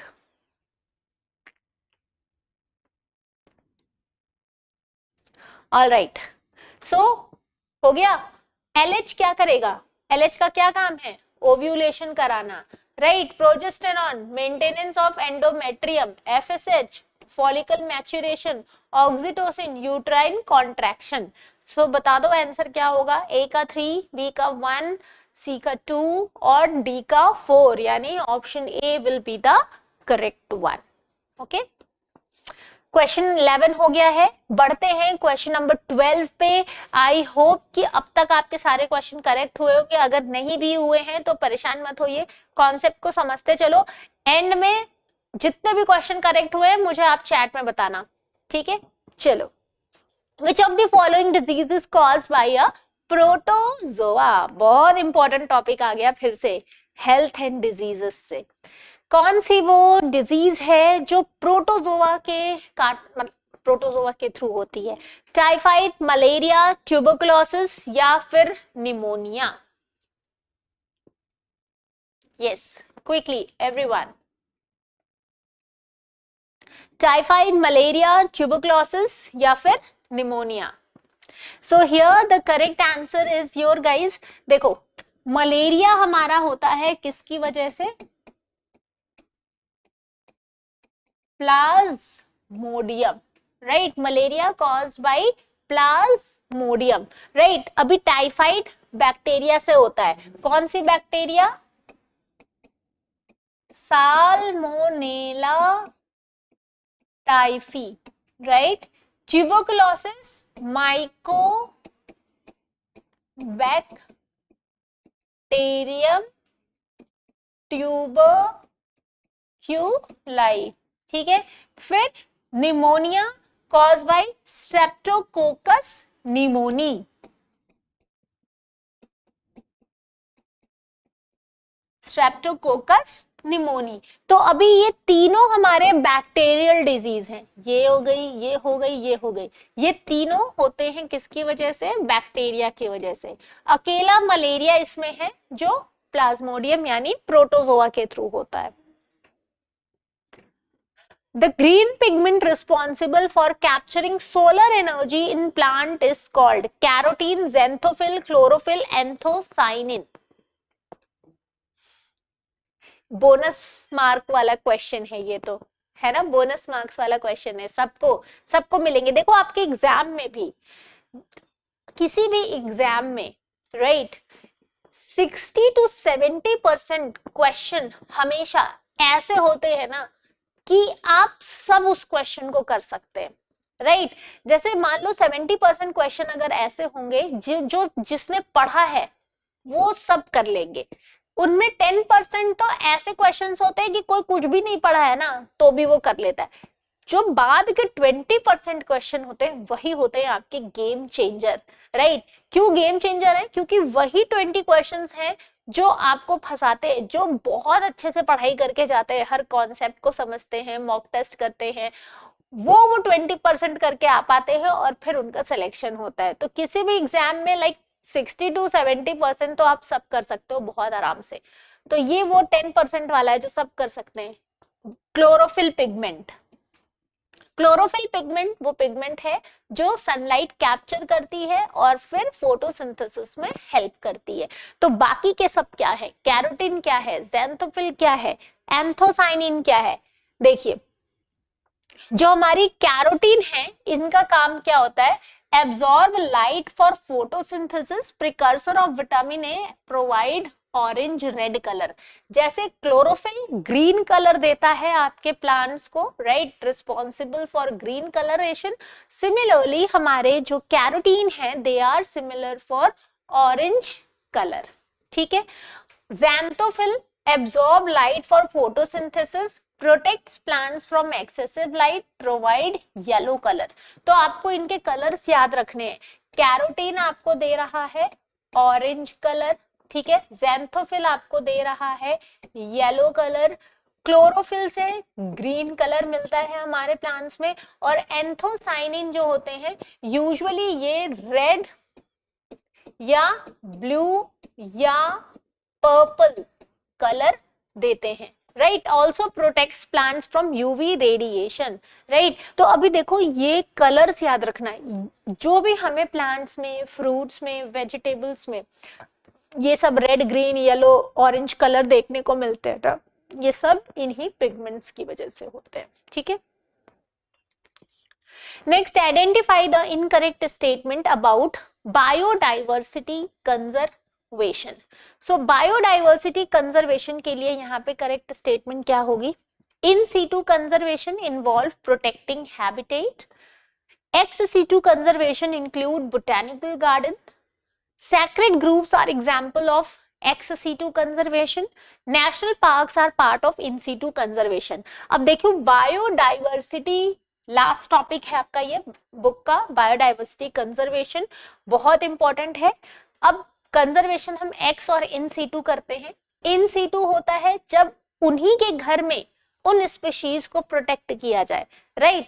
और एक्स सीटू जब उनको आप उठा करके कहीं पे लेके जाइए और वहां प्रोटेक्ट करिए, जैसे आपने बोटेनिकल गार्डन में कोई प्लांट की स्पीशीज लाके लगा दी और वहां प्रोटेक्ट किया। नेशनल पार्क जैसे आपने उसी में वहीं पे उसी पर्टिकुलर एनिमल की स्पीशीज को आपने प्रोटेक्ट किया, तो वो हो गया इन सीटू। एक्स सीटू बाहर ले जाके। तो in situ involve protecting habitat, correct है। Ex situ includes botanical garden, correct है। Sacred groves example of ex situ, incorrect. Sacred groves आपके क्या है, इन सीटू है, तो करेक्ट आंसर आपका क्या हो जाएगा, सैक्रेड ग्रूव्स। ये एक इन सीटू कंजर्वेशन का पार्ट है। सैक्रेड ग्रूव्स होते क्या है, जैसे मान लो कि जंगल में ना कुछ एरिया होता है जहाँ पे लोग पूजा वूजा करने लग जाते हैं, वहाँ की ट्रीज को, वहाँ पे मतलब वो कुछ पर्टिकुलर एरिया है ना जिसको रिलीजियस से जोड़ दिया जाता है, तो वहाँ पे अब लोग ना पेड़ काटेंगे ना वहाँ पे लोग जाएंगे, तो उसकी वजह से क्या होगा, वो उतना पूरा जो हैबिटेट है वो आपका मतलब कह सकते हैं कि प्रोटेक्टेड रहेगा। That is called sacred groves. National park in situ correct है। फिर आता है stages of human embryonic development in sequence. तो एम्ब्रियोनिक डेवलपमेंट का सीक्वेंस बताना है ह्यूमंस में। Fertilisation, morula formation, zygote, blastocyst, implantation. बताइए आंसर यहाँ पे पहले ही आ चुका है। अरे यार ये तो आप लोगों को बोनस मिल गया, ठीक है। देखो यहाँ पे सबसे पहले क्या होगा, फर्टिलाइजेशन होगा। तो जो पहला स्टेप है जहां पे हमारे एग और हमारे स्पर्म आकर के मिलेंगे, और इनके मिलने के बाद इस प्रोसेस को क्या कहा जाएगा, फर्टिलाइजेशन, जहां पे गैमेट्स आकर के फ्यूज हो रहे हैं। जैसे ही गैमेट फ्यूज हुए अब हमें क्या मिला, जाइगोट मिला, राइट। जाइगोट क्या है, एक सिंगल सेल है जिसके अंदर एग की न्यूक्लियाई और स्पर्म की न्यूक्लियाई दोनों, इसको हम क्या बोलते हैं, प्रोन्यूक्लियाई, ठीक है। एग और स्पर्म दोनों की प्रोन्यूक्लियाई है। फिर क्या हुआ, जाइगोट बन गया। अब जाइगोट में क्या होगा, डिवीजन होगा। तो पहले ये क्या करेंगे, इनमें हम कह सकते हैं 8 से 16 स्टेज, जब सेल डिवाइड होते हैं 8 से 16 वाला, तो उस स्टेज को मॉर्यूला कहा जाता है। और उसके बाद बनता है ब्लास्टोसिस्ट, मतलब बहुत ज्यादा जब सेल डिवाइड होने लगते हैं तो ब्लास्टोसिस्ट का फॉर्मेशन होता है, ठीक है। जाइगोट पहले डिवाइड होगा 1 सेल, 2 में डिवाइड होगा, 2 सेल 4 में, 8 में, इसी तरह 16 में, तो 8 से 16 स्टेज को मोरुला कहा जाएगा, राइट। सीक्वेंस यही है, आपको आंसर दिख ही गया है पहले ही। Next, which of the following structure in a flower is responsible for the development of pollen grain. तो फ्लावर का कौन सा स्ट्रक्चर है जो पॉलन ग्रेन का डेवलपमेंट कराता है? ओवरी, एंथर, फिलामेंट और stigma? Yes, pollen grains. So देखो यहाँ पे हम अगर देखें तो ओवरी और स्टिग्मा ये दोनों पार्ट हैं आपके फीमेल रिप्रोडक्टिव ऑर्गन के, यानी जो हमारी पिस्टल होती है उसके पार्ट होते हैं। पिस्टल हमारी कैसी होती है? पिस्टल हमारी कुछ इस तरीके से होती है, ठीक है, कुछ इस तरीके की पिस्टल होती है, जिसमें ऊपर वाला पार्ट क्या है? ये हमारा है stigma, right. This is what style and this is what ovary, right. Stigma, style and ovary, ये तो पिस्टल है, इसी को कार्पल भी कहा जाता है, और ये क्या है? फीमेल पार्ट है, फीमेल रिप्रोडक्टिव पार्ट है। अगर मेल का देखा जाए तो मेल रिप्रोडक्टिव पार्ट को बोला जाता है स्टेमन, राइट। और स्टेमन क्या होता है, किसका कैसा बना होता है? स्टेमन में आपको क्या चीज मिलती है? एक फिलामेंट मिलता है और एक anther. So this is called filament and this is called anther, ठीक है। एक फिलामेंट और एक एंथर हुआ आपका, राइट। तो अब यहाँ देखो ओवरी, एंथर, फिलामेंट और स्टिग्मा। तो पॉलन ग्रेन की बात की गई है तो ये मेल स्ट्रक्चर है, और इस एंथर से ही पॉलन ग्रेन रिलीज होता है, राइट। आई एम श्योर कि आपने ये पूरा स्टेप पढ़ा होगा। Microsporogenesis, first chapter sexual reproduction in plant में माइक्रोस्पोरोजेनेसिस कहाँ पे होता है? एंथर के अंदर, ठीक। माइक्रोस्पोरोजेनेसिस में माइक्रोस्पोर मदर सेल से माइक्रोस्पोर बनते हैं, वही माइक्रोस्पोर बाद में जाके पॉलन ग्रेन्स बनते हैं, और फिर हमारा एंथर डेhiscence होता है, टूटता है, और फिर उसके अंदर से सारे पॉलन ग्रेन बाहर निकल जाते हैं, ठीक है। तो correct answer should be your second anther. The vector used for transferring gene in agrobacterium mediated genetic engineering is, देखो क्वेश्चन पूछा है वेक्टर। वेक्टर क्या होते हैं? कैरियर होते हैं, ठीक है, जो लेके जाते हैं एक जगह से दूसरी जगह। उसी तरह जैसे कुछ ऑर्गेनिजम्स होते हैं जो डायरेक्टली हमारे बॉडी के अंदर नहीं एंटर कर पाते। सिमिलरली जब हम किसी पर्टिकुलर जीन का इंसर्शन करते हैं तो वहां पे भी हमें वेक्टर की जरूरत पड़ती है। ऐसा थोड़ी है कि आपको डीएनए लेके खिला दिया जाएगा कि भाई ये वाला जीन हमें तुम्हारे अंदर डालना है, चलो तुम खा लो, ऐसा नहीं होता है, ठीक है। तो the vector used for transferring gene in agrobacterium mediated genetic engineering, agrobacterium mediated genetic engineering का मतलब क्या हुआ कि जो हमारे एग्रोबैक्टीरियम होते हैं ना, यूजुअली वो क्राउन गॉल डिजीज कॉज करते हैं प्लांट में, क्योंकि उनके पास एक ट्यूमर इंड्यूसिंग प्लाज्मिड होता है। तो अब साइंटिस्ट क्या करते हैं, इसी टीआई प्लाज्मिड के अंदर अपना मनचाहा जीन इंसर्ट कर देते हैं, और फिर एग्रोबैक्टीरियम को भेज देते हैं कि जाओ करो इन्फेक्ट प्लांट को। तो अब उस टीआई प्लाज्मिड में कैंसर कॉजिंग जीन नहीं है, बल्कि साइंटिस्ट का भेजा हुआ जीन है। तो अब क्या होगा, अब जैसे ही एग्रोबैक्टीरियम इन्फेक्ट करेगा तो अब टीआई प्लाज्मिड के अंदर हमारे साइंटिस्ट का भेजा हुआ जीन है, वो प्लांट के अंदर जाएगा और प्लांट के अंदर अपना जो भी प्रोडक्ट उसको बनाना है वो बना देगा। तो यहाँ पे एग्रोबैक्टीरियम बन गया बुद्धू, ठीक है। तो करेक्ट आंसर हो गया TI plasmid. Which statement about HIV is incorrect? आपको बताना है कि इनमें से HIV के लिए कौन सी स्टेटमेंट गलत है। क्या ये एक रेट्रोवायरस है? क्या ये हेल्पर टी सेल को अफेक्ट करता है? क्या ये ट्रांसमिट होता है सलाइवा से? या ये एंटी रिट्रोवायरल थेरेपी से कंट्रोल हो सकता है? आपको बताना है incorrect statement. Yes, the incorrect one. So देखो इनकरेक्ट स्टेटमेंट में देखें यहाँ पे हम, तो रिट्रोवायरस है, करेक्ट है, क्योंकि HIV वायरस के अंदर आपको क्या मिलता है? RNA as a genetic material मिलता है।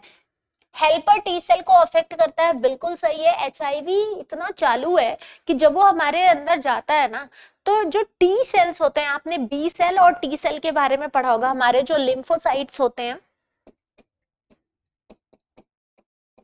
ठीक है, जो लिम्फोसाइट्स होते हैं ये दो टाइप के सेल्स बनाते हैं, एक बी लिम्फोसाइट जिससे बी सेल बनता है, एक टी लिम्फोसाइट्स जिससे कि टी सेल्स बनते हैं। तो ये जो टी सेल है ना, ये दो तरह के होते हैं, एक टी हेल्पर सेल और T cytotoxic cell. Helper cell क्या करते हैं, ये हेल्प करते हैं बी सेल्स को बनाने में। तो बी सेल्स जब बनेंगे एंटीबॉडी, तभी तो वो पहचानेंगे ना कि भाई बाहर से कौन आया है, कौन आया है, कौन आया है, उसको मारने के लिए। और टी साइटोटॉक्सिक सेल्स क्या करते हैं, वो उसका खात्मा करते हैं। तो मतलब यहाँ पे मेन एजेंट कौन हुआ, टी हेल्पर सेल हुए ना।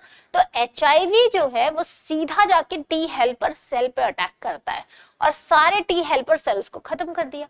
अब जब टी हेल्पर सेल ही नहीं है, तो बाहर से कोई भी, मान लो एक सर्दी खांसी का भी बैक्टीरिया अंदर जाएगा ना, तो उसके अगेंस्ट हमारी बॉडी में इम्यूनिटी डेवलप ही नहीं हो पाएगी। क्यों? क्योंकि अब टी हेल्पर सेल है ही नहीं जो इम्यूनिटी डेवलप करा पाए। तो धीरे धीरे क्या होगा, हमें खूब सारे इन्फेक्शंस होने लग जाएंगे, हमारे सारे ऑर्गन्स इन्फेक्टेड हो जाएंगे और एक एक करके सारे ऑर्गन्स खराब हो जाएंगे और फिर पर्सन की डेथ हो जाती है। तो यहाँ पे एचआईवी जो है ये टी हेल्पर सेल को अफेक्ट करते, करेक्ट है।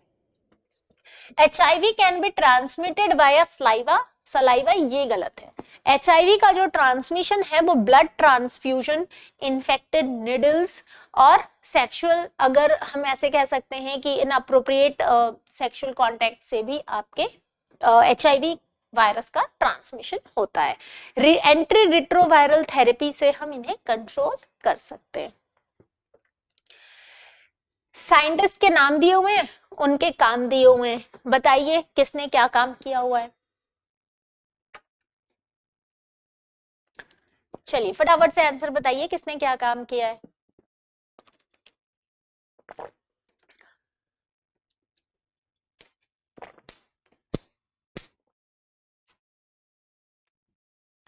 तो ग्रेगर जॉन मेंडल, ये तो बहुत आसान है। ग्रेगर जॉन मेंडल ने हमारे जीन्स यानी इनहेरिटेंस, लॉ ऑफ इनहेरिटेंस पे काम किया था, जिसमें हमें क्या क्या लॉ मिले थे, law of dominance, independent assortment, law of segregation, ये सारे लॉज मिले थे। वॉटसन एंड क्रिक ने डबल हेलिकल मॉडल बताया था कि हमारा जो डीएनए है, डीएनए की जो दोनों स्ट्रैंड है वो एक दूसरे से हेलिक्स के फॉर्म में रहती है प्रेजेंट। ह्यूगो डिव्रीज ने क्या किया था, म्यूटेशन की थ्योरी दी थी, और डार्विन ने दिया था theory of natural selection. So I guess correct answer यहाँ पे आपका 1 ही है। ठीक है, एक बार हम यहाँ पे फटाफट इन दोनों थ्योरी को देख लेते हैं। देखो म्यूटेशन की थ्योरी क्या बताते हैं, सबसे पहले तो म्यूटेशन की थ्योरी ह्यूगो डिव्रीज ने दी थी। इन्होंने बताया था कि म्यूटेशन जो है एक सडन रैंडम चेंज होता है हमारे डीएनए में, यानी जेनेटिक मटेरियल में एक सडन, मतलब अचानक से न्यूक्लियोटाइड बेस पेयर बदल गया, तो म्यूटेशन कहलाता है। ठीक, and which can lead to a new trait, जिससे कि हमें अब नया कैरेक्टर मिला। क्यों? क्योंकि अगर वो बेस पेयर चेंज हुआ तो पूरा वो फ्रेमवर्क चेंज हो गया। अब पहले जो जीन बन रहा था अभी कोई और जीन बनने लग गया। ठीक है, if beneficial these trait can be passed on to future generation, right. तो ये म्यूटेशन थ्योरी है, ह्यूगो डिव्रीज ने दी थी। मेन फोकस था emphasise the role of mutation as a primary source of evolution. तो इनका मेन फोकस ये था कि म्यूटेशन ही है जो इवोल्यूशन का प्राइमरी कॉज है, मतलब जो वेरिएशन आ रहा है म्यूटेशन की वजह से आ रहा है। थ्योरी ऑफ नेचुरल सिलेक्शन में क्या होते हैं, organism with trait but best suited to their environment are more likely to survive and reproduce, passing these favorable trait to their offspring। तो चार्ल्स डार्विन ने दिया था ये, और उन्होंने बोला था सर्वाइवल फॉर द फिटेस्ट, यही थी थ्योरी ऑफ नेचुरल सिलेक्शन। मतलब कि जिसके पास जितने अच्छे अच्छे कैरेक्टर्स होंगे वो उतना ज्यादा इन्वायरमेंट में खुद को सर्वाइव करने के लायक होगा। मतलब मान लीजिए कि आपके पास खूब सारे कैरेक्टर्स हैं, अगर मतलब आप सबसे लड़ने के लिए आपके पास 10 हाथ हो गए, तो आप आगे पीछे हर तरफ से सबको मार सकते हैं, देख सकते हैं, आगे पीछे आपकी दोनों तरफ आईज हो गई, तो आप आगे से भी अपने दुश्मनों को देख सकते हैं, पीछे से भी दुश्मनों को देख सकते हैं, दाएं से भी बाएं से भी, मतलब जितनी ज्यादा कैरेक्टर्स होंगे आपके पास उतना आपके लिए फायदा होगा। तो यहाँ पे वही है कि organism with trait best suited to their environment, और अब ऐसा नहीं है कि वो इन्वायरमेंट को सूट ना करे, ऐसा कोई कैरेक्टर ना डेवलप हो जाए जो इन्वायरमेंट के लायक ना हो, तो best suited to environment are more likely to survive. ठीक है, ये थी theory of natural selection. Okay, एक और पैसेज आपको दिया हुआ है और ये reproductive health ART technique topic से है। ठीक है, एआरटी जरूर पढ़ के जाइएगा, असिस्टिव रिप्रोडक्टिव टेक्निक। ठीक है, इससे 100% गारंटी है कि आपको क्वेश्चन आएंगे ही आएंगे, गारंटी 100% कि आपको एआरटी से क्वेश्चन मिलेंगे रिप्रोडक्टिव हेल्थ में से। तो जो भी हमारी आईवीएफ टेक्नोलॉजी है और जो भी जीआईएफटी है, जीआईएफटी है, गिफ्ट है, जिफ्ट है, ये सारे टेक्निक्स पढ़ के जाना है। ठीक है, देखो पैसेज में लिखा है कि reproductive health refers to complete physical, mental and social well-being in all matter relating to reproductive system. Government of India launched reproductive and child health care program to create awareness among people about reproductive health and provide support for family planning, STD prevention and maternal care. Right? आपको इसमें बताना है the RCH जो कि हमारा reproductive and child health care programme है। तो RCH programme was launched to, किस लिए लॉन्च किया गया था RCH programme? Obviously promote sport, encourage industrial develop, improve reproductive health, take computer, तो यही है रिप्रोडक्टिव हेल्थ के लिए किया गया है ना, आपको पढ़ के समझ में आ गया होगा। विच of the following is not covered under reproductive health? तो रिप्रोडक्टिव हेल्थ के अंदर हम क्या नहीं कवर करते हैं? एसटीडी से बचाव, फैमिली प्लानिंग, ऑर्गन ट्रांसप्लांटेशन और मैटरनल हेल्थ। यस, सो यहाँ ऑर्गन ट्रांसप्लांटेशन नहीं इंक्लूडेड है। Then which term refers to the social and emotional aspect of reproduction? तो यहाँ पे अगर हम देखें तो fertility, reproductive health, birth rate और ओव्यूलेशन। सो आपसे पूछ रहा है कौन सा वो टर्म है जो सोशल और इमोशनल एक्सपेक्ट है रिप्रोडक्शन का, तो obviously that is reproductive health. What is the role of education in reproductive health? Awareness फैलाना, raise awareness. Which of the following is a common STD? So here we have cancer, diabetes, syphilis और hypertension। देखो STD sexually transmitted disease, अभी cancer, diabetes और hypertension हमारे STDs नहीं है।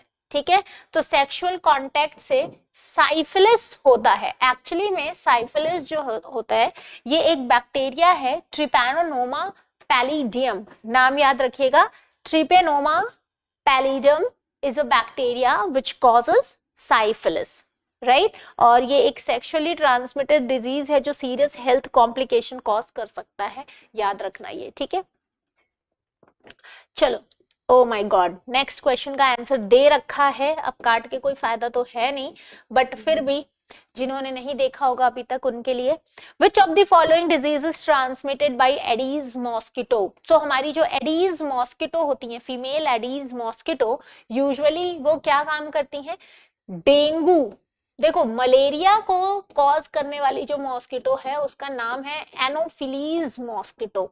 ठीक है, डेंगू मॉस्किटो जो है वो आपके एडीज से कॉज होते हैं। फाइलेरियासिस, वाउचेरिया बेनक्रॉफ्टी आपका कॉज करता है। ठीक है,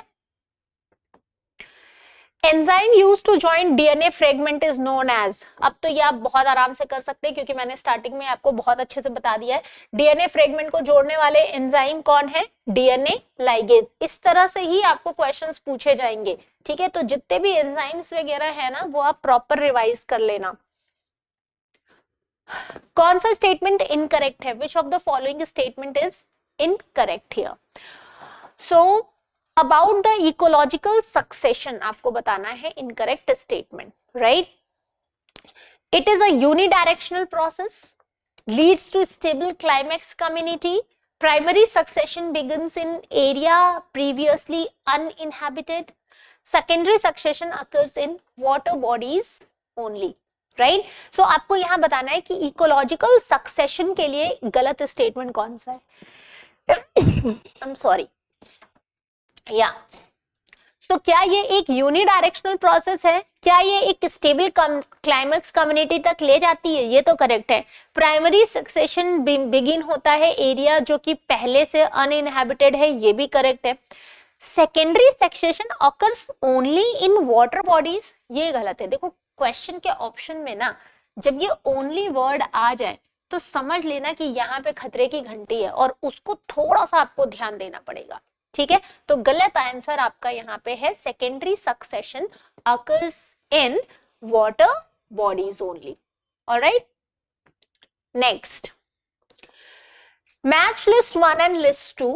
राइट, यहाँ पे आपको स्टिग्मा, एंथर, ओव्यूल और स्टाइल दिए हुए हैं. आपको बताना है इनके फंक्शंस. थोड़ी देर पहले मैंने आपको इनके डायग्राम के साथ इनका बता दिया था क्या क्या रोल होता है. अभी आप इनको एक बार मैच द कॉलम से करिए.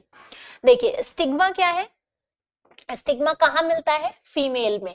स्टिग्मा का काम क्या होता है, स्टिग्मा जो है ये पॉलन ग्रेन को रिसीव करती है. स्टिग्मा हमारी स्टिकी चिपचिपी सी सरफेस होती है जिसपे पॉलन ग्रेन आता है और चिपक जाता है.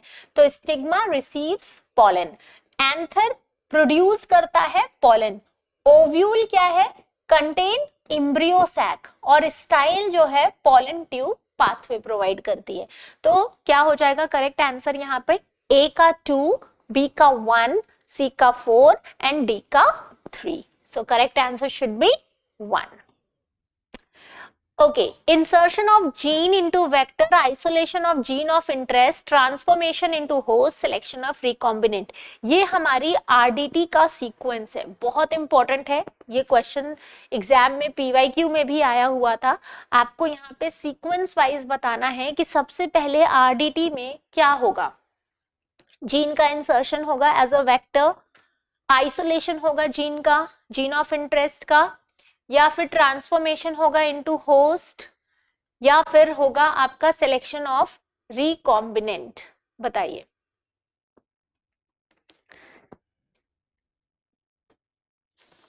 देखो मैं आपको यहाँ पे बता देती हूँ कि पहले सीक्वेंस में क्या होता है. देखो जैसे मान लो कि ये हमारा डोनर सेल है, ठीक है, मतलब वो सेल जिसमें से हमें जीन चाहिए. तो सबसे पहले हम क्या करेंगे, हम आइसोलेट करेंगे ना, हम उस डीएनए को निकालेंगे, उस जीन को. जैसे मान लो इसके पास बहुत बड़ा डीएनए, तो उसमें से हमें सिर्फ ये फ्रेगमेंट चाहिए. तो हमने पहले क्या किया, उसको आइसोलेट किया, फॉरेन डीएनए को निकाला, फिर उसको क्या करेंगे, फ्रेगमेंट करेंगे. अब इस डीएनए को हम तोड़ेंगे रेस्ट्रिक्शन एंजाइम की मदद से. साथ में हम एक वेक्टर की मदद लेंगे क्योंकि वेक्टर के द्वारा ही वो जीन जो है हम किसी के अंदर डाल पाएंगे.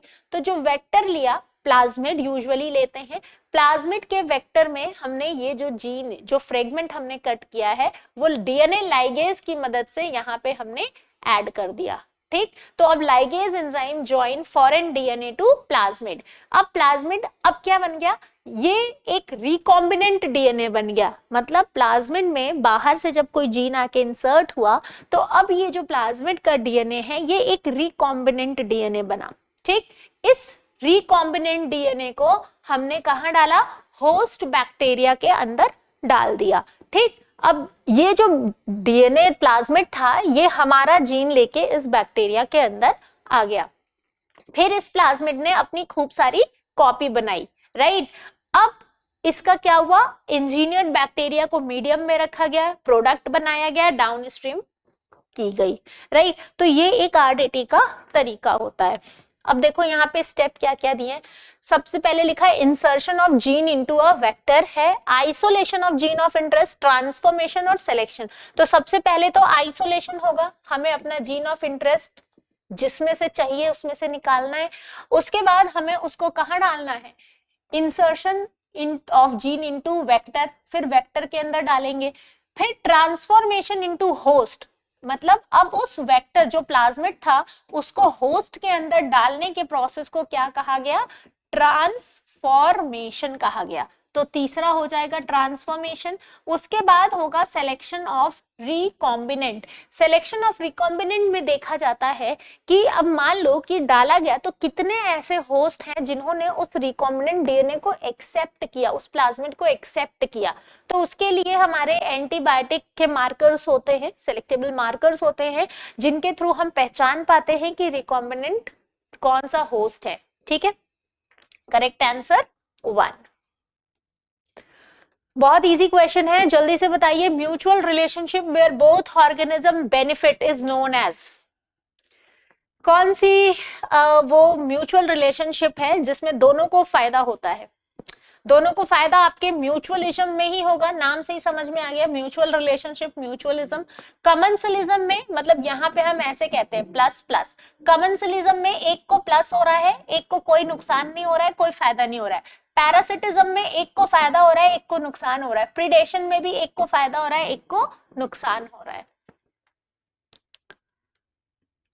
Which organ of the human body is the site of fertilization? तो हमारे ह्यूमन बॉडी में फर्टिलाइजेशन, जहां पे एग और स्पर्म आके फ्यूज करते हैं, वो एरिया कौन सी होती है? ओवरी, यूट्रस, फैलोपियन ट्यूब या सर्विक्स? तो वो एरिया आपकी है फैलोपियन ट्यूब, जिसे कि ओविडक्ट भी कहा जाता है। और फैलोपियन ट्यूब के अंदर भी अलग अलग रीजन होते हैं, तो जिस रीजन में आपका वो फर्टिलाइजेशन होता है उस रीजन को कहा जाता है एम्पुलरी रीजन और एम्पुला, सीधा सीधा एम्पुला। जैसे मान लो कि ये हमारी फैलोपियन ट्यूब है, ठीक है, ये हमारी फैलोपियन ट्यूब है, राइट। तो ये रीजन, यहां से ओवरी निकला हुआ है, इसको पकड़ा हुआ है, ये वाला जो रीजन है, यहाँ पे एग है और यहाँ से स्पर्म चल के आ रहा है, राइट, ये हमारा एग है। ये पर्टिकुलर रीजन कहलाता है ampulla, right.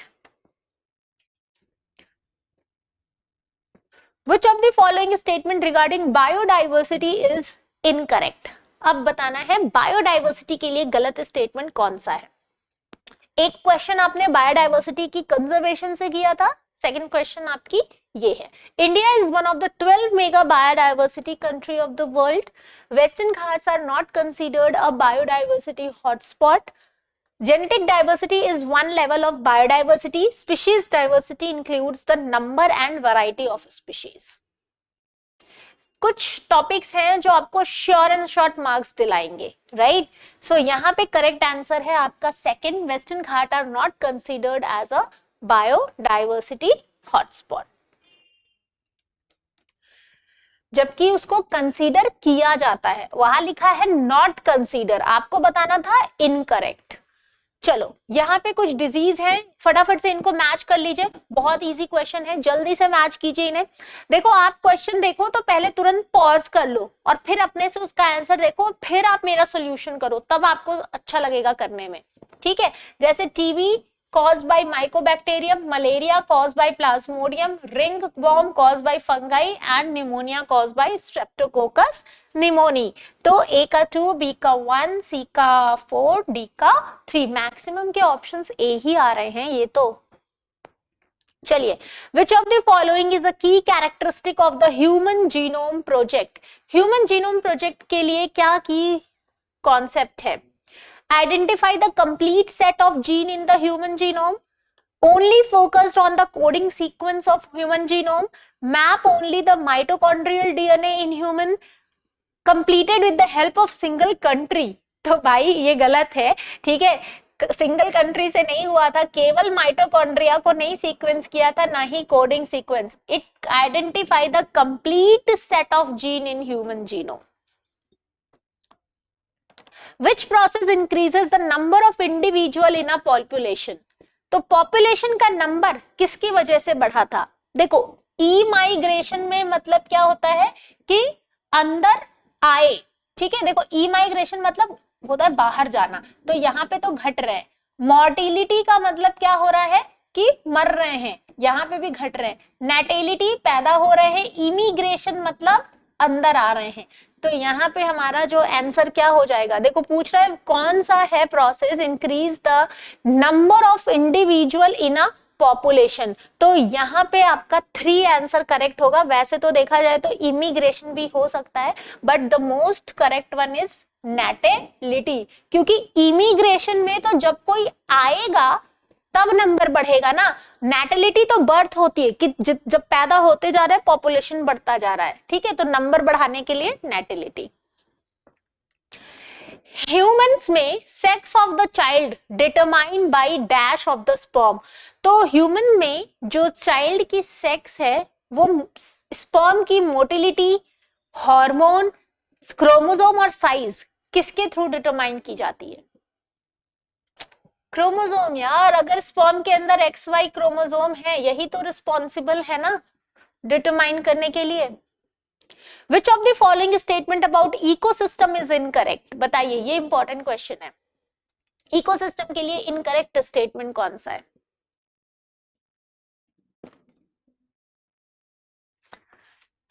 Energy flow in an ecosystem is unidirectional, बिल्कुल करेक्ट है। ऑल एनर्जी इज रिसाइकल्ड, भाई यहीं पे गलत आंसर मिल गया। न्यूट्रिएंट रिसाइकल होते हैं, एनर्जी रिसाइकल नहीं होते। प्रोड्यूसर्स बेस होते हैं, क्योंकि जब प्रोड्यूसर्स खाना बनाएंगे तब तो प्राइमरी कंज्यूमर, सेकेंडरी कंज्यूमर और टर्शियरी कंज्यूमर खाना खाएंगे। एनर्जी रिसाइकल नहीं होती है, एनर्जी का तो फ्लो होता है, यूनिडायरेक्शनल फ्लो होता है बस। कुछ मैच द कॉलम है, पार्ट्यूरेशन, इम्प्लांटेशन, ओव्यूलेशन और फर्टिलाइजेशन। बहुत आसान है, जल्दी से मैच करते हैं। देखो पार्ट्यूरेशन क्या होता है? अटैचमेंट, नहीं नहीं नहीं नहीं, बर्थ ऑफ बेबी। पार्ट्यूलेशन का मतलब हुआ कि अब बेबी जो है यूट्रस से पार्टीशन हो गया, निकल गया, ठीक है। इम्प्लांटेशन क्या हो गया? Attachment of embryo to the uterus. Ovulation, release of ovum. Fertilization, fusion of gamete. A ही होगा इसका भी ऑप्शन। ए का 3, बी का 2, बस आज सब ऑप्शन ए है। मैच द फॉलोइंग तो आप आंख बंद करके 1 कर दो। Arrange the following event of human reproductive cycle, ये इंपॉर्टेंट क्वेश्चन है। ह्यूमन रिप्रोडक्टिव साइकिल के लिए जो इवेंट है आपको बताना है, मेंस्ट्रुएशन, ओव्यूलेशन, एलएच सर्ज और फर्टिलाइजेशन। क्या होगा यहाँ पे इवेंट? तो देखो अगर हम यहाँ पे देखें इवेंट्स को, तो जो सबसे पहले ना मैं आपको यहाँ पे ये एक साइकिल है वो समझा देती हूँ, बहुत इंपॉर्टेंट साइकिल है। देखो एक होती है यूट्राइन साइकिल, ठीक है, जो यूट्रस की वॉल पे चलती है। एक होती है ओवेरियन हार्मोन, जो ओवरी से हार्मोन रिलीज होते हैं। एक होती है पिट्यूटरी से निकलने वाली हार्मोन और बॉडी टेम्परेचर, ओवेरियन। और एक होती है ओवरी के अंदर साइकिल। तो मेंस्ट्रुअल साइकिल जो हमारी होती है वो टोटल 28 डेज की होती है, राइट। अब इस 28 डेज में जो हमारी फर्स्ट यहाँ तक जो है ना 0 से लेके ये जो 5 डेज है, 1 से लेके 5 डेज तक आपका चलता है मेंस्ट्रुअल फेज, ठीक है, जिसमें हमारी एंडोमेट्रियम की वॉल टूटती है। इसी के दौरान ब्लीडिंग होता है, ब्लड बाहर निकलता है। यहाँ पे ओवरी के हार्मोन का एज सच कोई रोल नहीं है, पिट्यूटरी हार्मोन का भी कोई रोल नहीं है, बॉडी टेम्परेचर भी नॉर्मल, और हमारी फॉलिकल्स धीरे धीरे बढ़ना शुरू हो रही है। जो हमारा दूसरा फेज होता है 5 से लेके 14 दिन का, ये फॉलिकुलर फेज है, मतलब शुरू से ही 14 दिन तक फॉलिकुलर फेज है। इस दौरान एंडोमेट्रियम फिर धीरे धीरे बनना शुरू होंगी। यहाँ पे ईस्ट्रोजन का लेवल बढ़ जाता है और प्रोजेस्टेरोन अभी कम है। एलएच देखो पहले कम है, अचानक से 14वें दिन बढ़ेगा, और जिस दिन एलएच बढ़ेगा देखो ओव्यूलेशन हो गया, ठीक। फिर आता है ल्यूटियल फेज, एंडोमेट्रियम फिर से बन गई, ईस्ट्रोजन प्रोजेस्टेरोन लाइन हो गए, एफएसएच एलएचएस कम हो गए, बॉडी टेम्परेचर बढ़ गया, और ओव्यूलेशन के बाद ग्राफियन फॉलिकल कॉर्पस ल्यूटियम में बन गया, क्योंकि इसी कॉर्पस ल्यूटियम से फिर आपके ये हार्मोन रिलीज होते हैं, oestrogen and progesterone, right.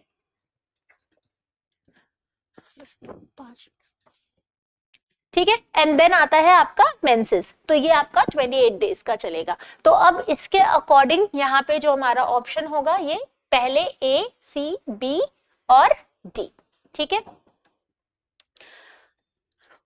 Then which of the following helps in nitrogen fixation in root nodules of legumes? अब देखो यहाँ पे जो इंपॉर्टेंट आपका आंसर है वो है 2 राइजोबियम, नाइट्रोजन फिक्सेशन के लिए इंपॉर्टेंट है, नोट कर लेना ये।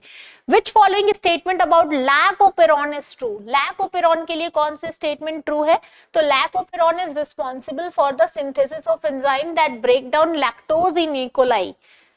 ऑलवेज एक्टिव, रिप्रेस्ड, देखो यहाँ पे आंसर आपका 1 ही है, बिल्कुल करेक्ट है। हमारे जो लैक ओपेरॉन होते हैं यूजुअली बीटा गैलेक्टोसिडेज एंजाइम जो होते हैं ये आपके रिस्पॉन्सिबल हैं लैक्टोज को ग्लूकोज में ब्रेक करने के लिए।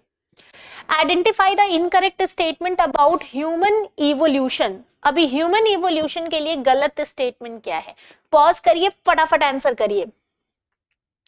आंसर है 4, Homo habilis was the first to walk completely upright. ये गलत है। होमो इरेक्टस, सबसे पहले होमो इरेक्टस जो थे वो खड़े होके चलना सीखे थे। Match the following with list 1 and list 2। यहाँ पे अगर हम देखें तो हमारी पिरामिड अपराइट है नंबर की, इन्वर्टेड बायोमास कहां कहां पे हमें मिलेगी? ये बहुत इंपॉर्टेंट क्वेश्चन है, ठीक है। इसको देखो, यहाँ करेक्ट आंसर होगा 1। जो हमारी पिरामिड अपराइट पिरामिड हमारी कैसी होती है? इस तरीके की हमारी पिरामिड अपराइट होती है। इन्वर्टेड पिरामिड हमारी कुछ इस तरीके की हो जाती है, राइट। तो हमें अपराइट पिरामिड कहाँ मिलता है? ग्रासलैंड इकोसिस्टम में। इन्वर्टेड पिरामिड हमें मिलता है पॉन्ड के इकोसिस्टम में, एनर्जी फॉरेस्ट में, और inverted pyramid of number parasitic food chain में। Which of the following is true about transcription in prokaryotes? तो प्रोकैरियोट्स में ट्रांसक्रिप्शन के लिए कौन सा स्टेटमेंट करेक्ट है? ट्रांसक्रिप्शन एंड ट्रांसलेशन कपल्ड, एक साथ होते हैं। Process of formation of sperm is known as, बहुत इजी क्वेश्चन है। देखो अब आप कह रहे हो कि मैम आप इतनी जल्दी क्यों जा रहे हो, क्योंकि ये सारे इजी इजी है ना। स्पर्मेटोजेनेसिस ही तो स्पर्म का फॉर्मेशन होता है। Okay, correct base pairing in DNA. तो बताइए एडेनिन थाइमिन के साथ, गुआनिन साइटोसिन के साथ जुड़ता है। Identify the incorrect statement regarding population. अभी हमने ये थोड़ी देर पहले ये क्वेश्चन किया था, +0 पैरासिटिज्म प्लस माइनस म्यूचुअल, ये गलत है। म्यूचुअलिज्म में दोनों प्लस प्लस होता है। Match the following. अब देखो यहाँ पे रेस्ट्रिक्शन एंजाइम है, डीएनए लाइगेज है, प्लाज्मिड है और होस्ट सेल है। आपको इनके फंक्शंस मैच करने हैं, ठीक है। लाइगेज क्या करता है? ज्वाइन करता है। रेस्ट्रिक्शन एंजाइम करता है कटिंग। प्लाज्मिड वेक्टर के तौर पे काम करता है और होस्ट सेल रिकॉम्बिनेंट डीएनए को एक्सेप्ट करता है। Arrange the step of ecological succession. अब देखो इकोलॉजिकल सक्सेशन के जो स्टेप्स होंगे, सबसे पहले सॉइल का फॉर्मेशन होगा, फिर पायोनियर नई स्पीशीज कॉलोनी आएगी, उसके बाद सीरियल स्टेज बनेगा और फिर क्लाइमेक्स कम्युनिटी आएगी। Choose the correct option. अभी इसको कर लो फटाक से। Enzyme used to synthesise RNA from DNA template. देखो आरएनए बनाना है डीएनए के टेम्पलेट से, याद रखना हमें क्या बनाना है? आरएनए। जब हम डीएनए से डीएनए बना रहे थे तो डीएनए पॉलीमरेज था। आरएनए, डीएनए से आरएनए बनाना है तो RNA polymerase. First child born through IVF technique. IVF technique से जो सबसे पहला चाइल्ड बॉर्न था उसका नाम था लुइस ब्राउन। ये कुछ फैक्चुअल क्वेश्चंस हैं जिन्हें आपको याद रखना है। विच of the following is not a sexually transmitted infection? बताइए। अरे ये सभी है, टाइफाइड बैक्टीरिया से होता है। टेस्टिस, ओवरी, यूट्रस और वाज डिफेंस के फंक्शंस। देखो ये सब बहुत इजी क्वेश्चंस हैं जो आपको याद रखने हैं। टेस्टिस क्या करता है? स्पर्म का प्रोडक्शन कराता है। Ovary production of ova, uterus site of foetal development, ठीक है, और vas deferens conduction of sperm. Last question है एनिलिंग, डीनेचुरेशन, एक्सटेंशन और एम्प्लीफिकेशन। ये हमारे पीसीआर का स्टेप्स है, ठीक है। तो पीसीआर के स्टेप में सबसे पहले क्या होगा?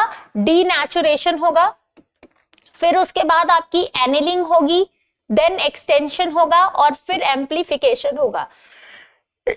BACD. All right. So with this, we are done with all the important topics of your biology MCQ. इसकी जो PDF है ये आपको हमारे इंस्टाग्राम पे मिल जाएगी, लिंक आपको हमारे इसी डिस्क्रिप्शन बॉक्स में मिल जाएगा, ठीक है। आई होप कि आपकी ये क्वेश्चन सभी करेक्ट हुए होंगे। जितने क्वेश्चन आपके करेक्ट बने फटाफट से मुझे कमेंट बॉक्स में लिख के बता दीजिए। बहुत जल्दी मैं आपको अगले डोमेन सब्जेक्ट के साथ मिलूंगी। With this guys, thank you everyone, bye bye, take care.